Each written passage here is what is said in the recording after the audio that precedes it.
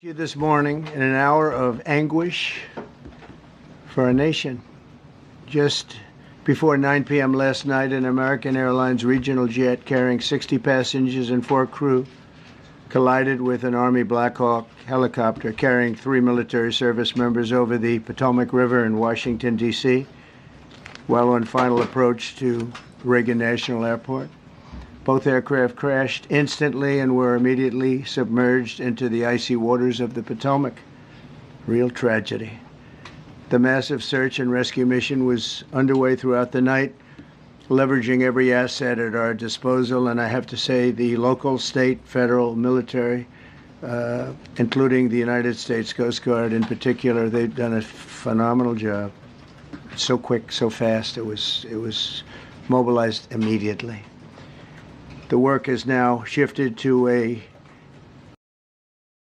mission. Sadly, there are no survivors. This was a dark and excruciating night in our nation's capital and in our nation's history, and a tragedy of terrible proportions. As one nation, we grieve for every precious soul that has been taken from us so suddenly, and we are a country of really, we are in mourning. This is really shaken a lot of people, including people, very sadly, from other nations who were on the flight. For the family members back in Wichita, Kansas, here in Washington, D.C., and throughout the United States and in Russia, we have a Russia contingent, some very talented people. Unfortunately, were on that plane. Very, very, very sorry about that. Whose loved ones were aboard the passenger jet. We can only begin to imagine the agony that you're all feeling. Nothing worse. On behalf of the First Lady, myself, and 340 million Americans, our hearts are shattered alongside yours, and our prayers are with you now and in the days to come. We'll be working very, very diligently in the days to come. We're here for you to wipe away the tears and to offer you our devotion, our love, and our support. There's great support. In moments like this, the differences between Americans fade to nothing compared to the bonds of affection and loyalty that unite us all, both as Americans and even as nations. We are one family, and today we are all heartbroken. We're all searching for answers. That icy, icy Potomac, it was a cold, cold night, cold water. We're all overcome with the grief for many who have so tragically perished, will no longer be with us. Together we take solace in the knowledge that their journey ended not in the cold waters of the Potomac, but in the warm embrace of a loving God. We do not know what led to this crash, but we have some very strong opinions and ideas, and I think we'll probably state those opinions now. Because over the years I've watched as things like this happen, and they say, well, we're always investigating, and then the investigation 3 years later, they announce it. We think we have some pretty good ideas, but we'll find out how this disaster occurred, and we'll ensure that nothing like this ever happens again.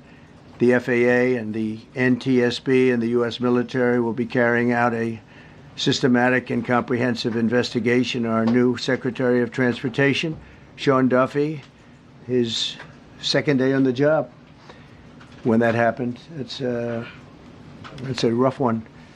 We'll be working tirelessly. He's a great gentleman. The whole group these are great people, and they are working tirelessly to figure out exactly what happened. We will state certain opinions, however. I'm also immediately appointing an acting commissioner to the FAA, Christopher Rocheleau, a 22-year veteran of the agency, highly respected. Christopher, thank you very much. Appreciate it. We must have only the highest standards for those who work in our aviation system. I changed the Obama standards from very mediocre at best to extraordinary. You remember that. Only the highest aptitude, they have to be the highest intellect and psychologically superior people were allowed to qualify for air traffic controllers. That was not so prior to getting there. When I arrived in 2016, I made that change very early on because I always felt this was a job that, and other jobs too, but this was a job that had to be superior intelligence. And We didn't really have that, and we had it. And then when I left office and Biden took over, he changed them back to lower than ever before. I put safety first. Obama, Biden, and the Democrats put policy first. And they put politics at a level that nobody's ever seen, because this was the lowest level. Their policy was horrible, and their politics was even worse. So as you know, last week, long before the crash, I signed an executive order restoring our highest standards for air traffic controllers and other important jobs throughout the country. So it was very interesting. About a week ago, almost upon entering office, I signed something last week that was an executive order, very powerful, on restoring the highest standards of air traffic controllers and others, by the way. Then my administration will set the highest possible bar for aviation safety. We have to have our smartest people. It doesn't matter what they look like, how they speak, who they are. It matters intellect, talent, the word talent. They have to be talented, naturally talented geniuses. You can't have regular people doing that job. They won't be able to do it. But we'll restore faith in American air travel. I'll have more to say about that. I do want to point out that various articles that appeared prior to my entering office, and here's one. The FAA's diversity push includes focus on hiring people with severe intellectual and psychiatric disabilities. That is amazing.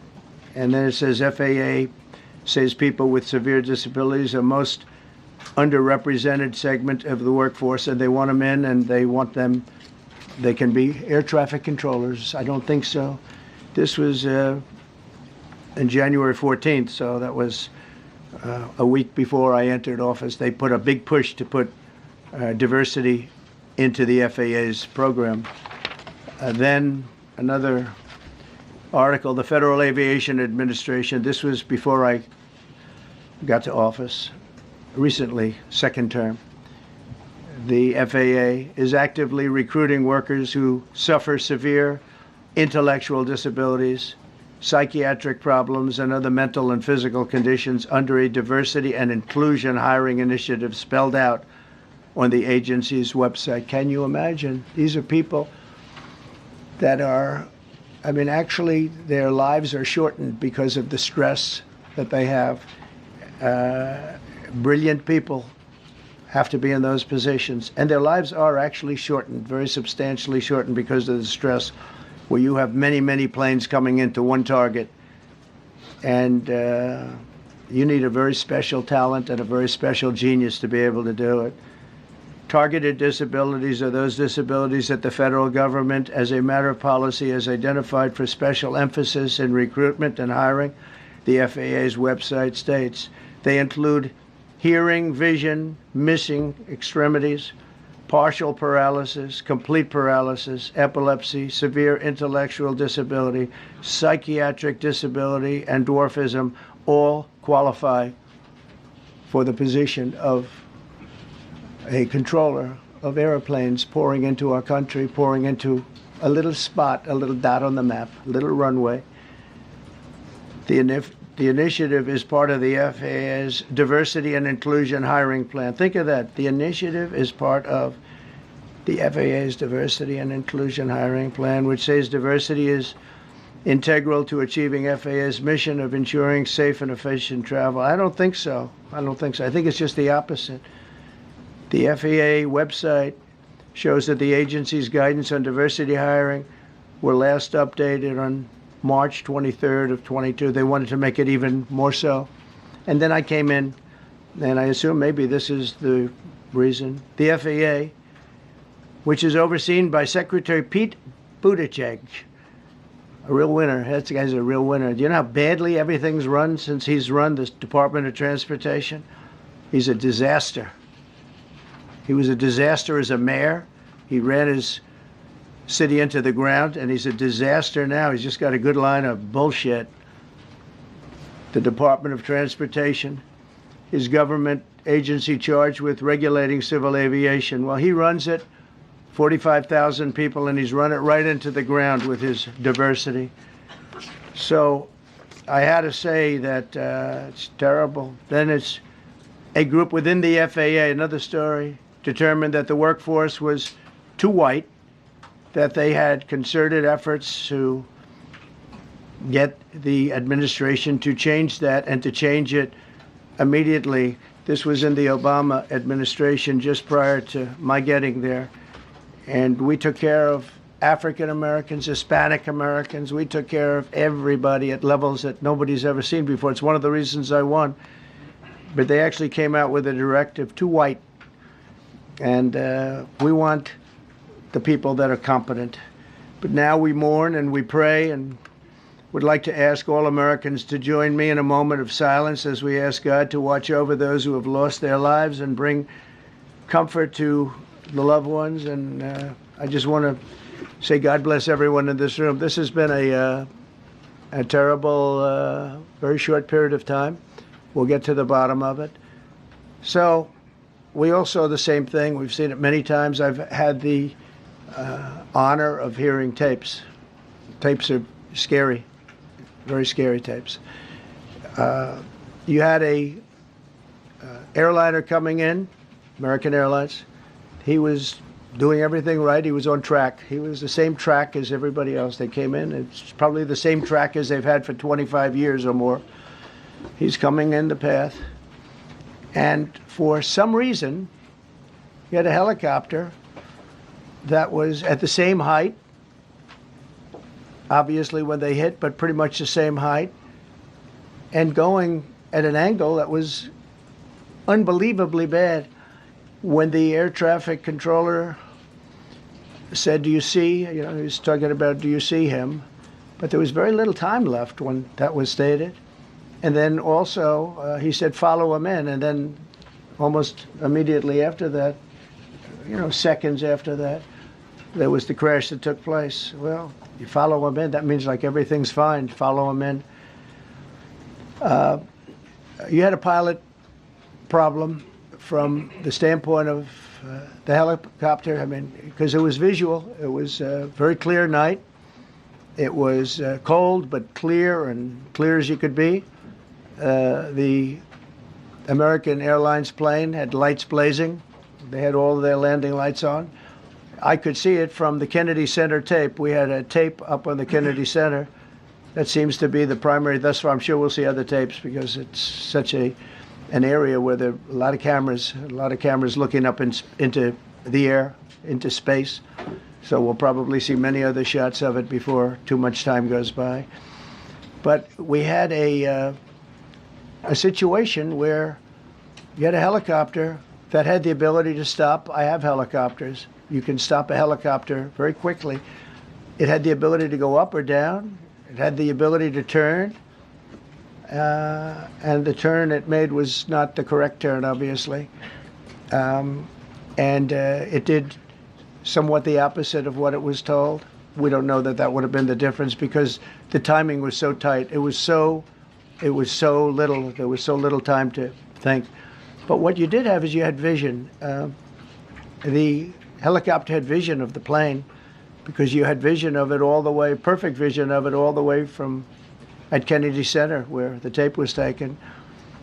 And for some reason, there weren't adjustments made. Again, you could have slowed down the helicopter substantially. You could have stopped the helicopter. You could have gone up. You could have gone down. You could have gone straight up, straight down. You could have turned. You could have done a million different maneuvers. For some reason, it just kept going and then made a slight turn at the very end, and by that time it was too late.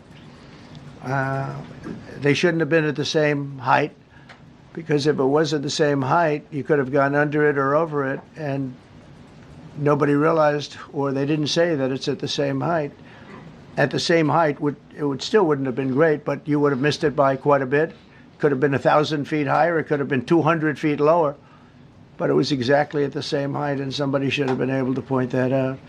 So all of this is going to be studied, but it just seems to me, from a couple of words that I like to use, the words common sense,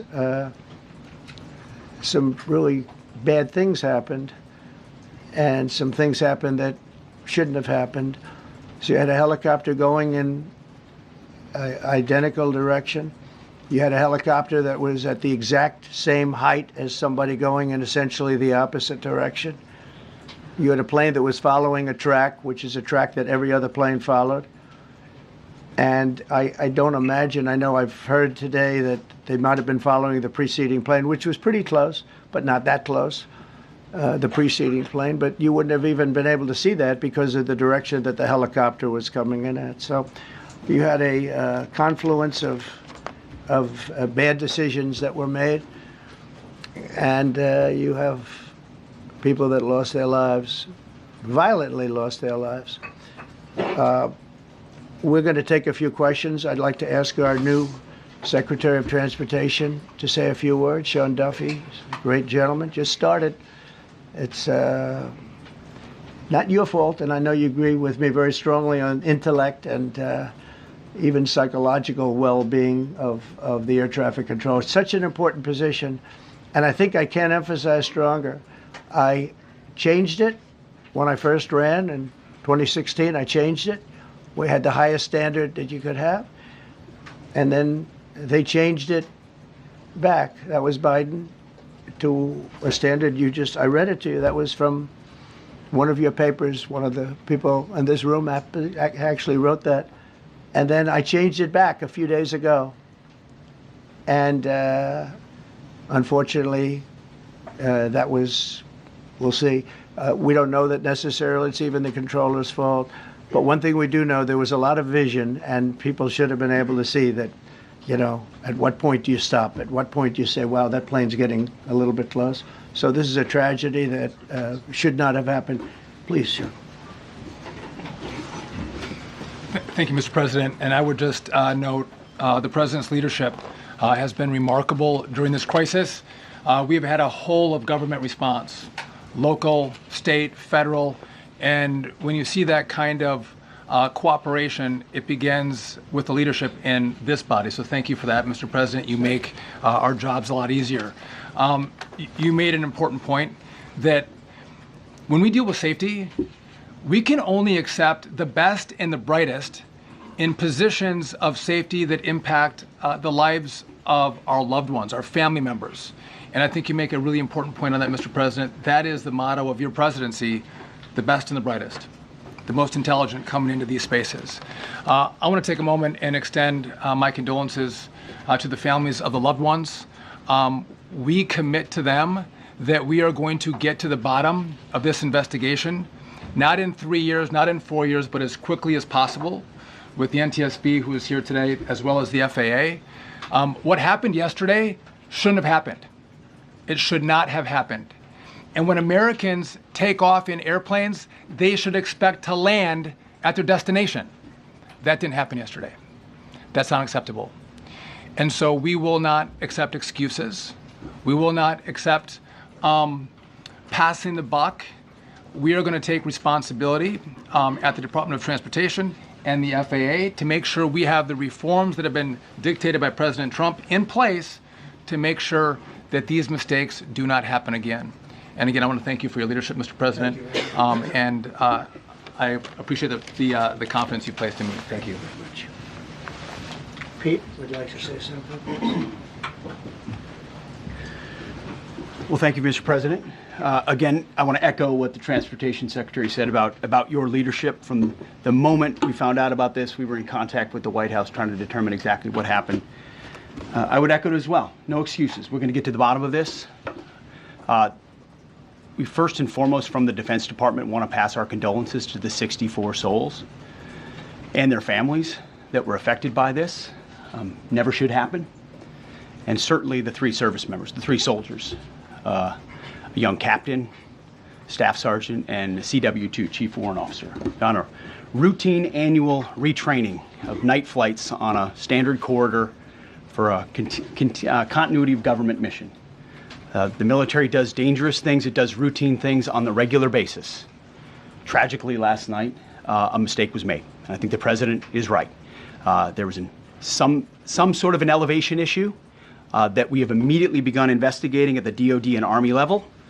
Army CID is on the ground investigating. Top-tier aviation assets inside the DoD are investigating, sir, to get to the bottom of it so that it does not happen again, because it's absolutely unacceptable. But I want to echo what the Transportation Secretary and you, Mr. President, said, because it pertains to the DoD as well.